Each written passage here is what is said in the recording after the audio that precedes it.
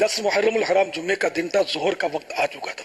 اب وہاں تو جمعہ تو ان پر تھا ہی نہیں نا، ویسے ہی وہ تو نماز پڑھنے کی بھی پوزیشن نہیں تھی، نہ وضو کی کیفیت تھی وہاں کہ وضو کر سکیں. تو بہرحال آپ نے یہ کہا جاتا ہے کہ اپنا مبارک سر زمین پر رکھ دیا، سجدہ کیا. اب وہ سجدہ بھی نماز والا سجدہ کیا یا ویسے ہی سر سجدے کی طرح رکھ دیا، نماز کی صورت بنا لی؟ کہ ایک یہ مسئلہ تو ہے امت کے لیے کہ جب ناممکن ہو جائے ایسے حالات ہوں کہ نہ وضو کر سکتا ہے نہ نماز پڑھ سکتا ہے، حالات ایسے ہی تھے، تو اس وقت نماز کسی صورت کر لینے کہ وہ نقالی کر لے، جیسے نماز میں جو انداز ہوتا ہے ایسا کر. اج تک حسین نے ایک سجدہ یاد ہی نہیں پوری امت دو سجدے کرنے اس تے ایک دیتا. سوچو تہاڈی تے میری حیثیت کے حسین دے سامنے ایک سجدہ دیتا، دو دینے ایک دیتا. ایک سجدہ پوری امت دے سجدے تے بھاری ہے.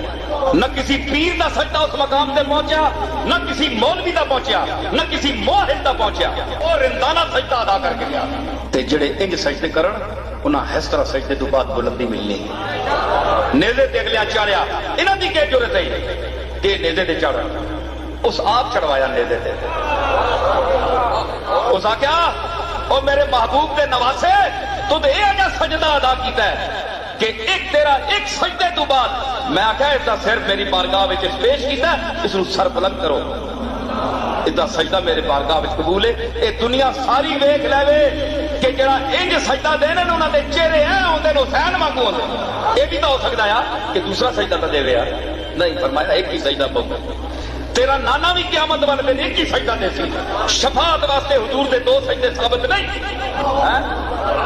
شفاعت واسطے تیرا نانا جس نے میری بارگاہ وچ سر رکھ سی تے میں آکھاں ارفع راسک یا محمد سل تودا وصفا تشفع، او میری بارگاہ وچ سر رکھنے والے پھر جا منگ جو کچھ منگنا ہی، شفاعت کر تو منگیا میں دتی آ سا.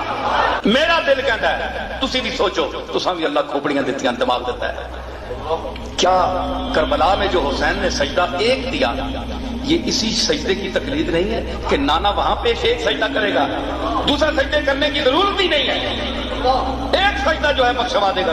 ایک سجدے نے کام کر دیا، دوسرے کی ضرورت کیا ہے؟ تو یہاں نواسا ہے وہ قربانی پیش ہوا، ایک سجدے نے کام کر دیا، فرمایا اس کو بلند کر دو. یہ سجدہ ہے.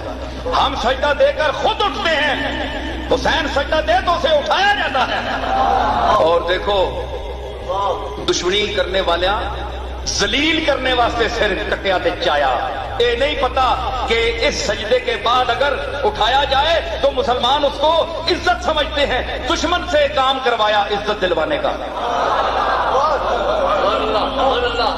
ورنہ وہ کٹ جاتا اگر سر تو اس کو پاؤں میں بھی رون سکتے تھے، ٹھوکریں مار سکتے تھے، جوتے مار سکتے تھے، مگر کہا نہیں یہ جرت نہیں ہے تمہاری. اس نے سجدہ دیا ہے، اس کو اٹھاؤ، اپنے ہاتھوں سے اٹھاؤ.